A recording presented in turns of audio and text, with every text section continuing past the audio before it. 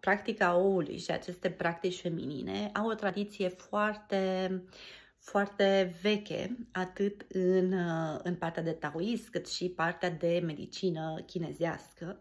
Iar atunci când această practică a apărut, ouăle care au fost folosite sunt cele din cristalul jad.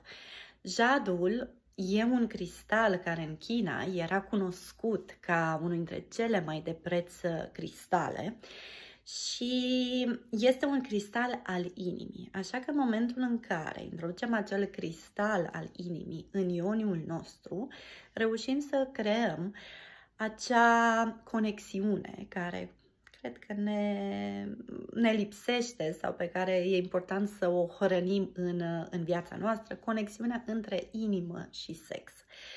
Jadul este un cristal care este greu, deci are o greutate și ne ajută să ne împământenim, să venim așa ca femei cu toate emoțiile, cu toate energiile, cu toate stările pe pământ, tocmai prin greutatea pe care o are. Fiind o piatră mai grea, ajunge să ne susțină în a ne simți, în a ne locui din nou corpul. Jadul este un cristal care ajută foarte mult la echilibrarea sistemului nervos, tocmai pentru că ajută la liniștirea lui.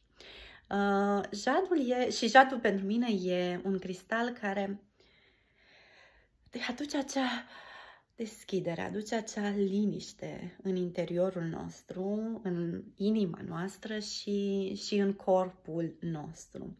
E un jad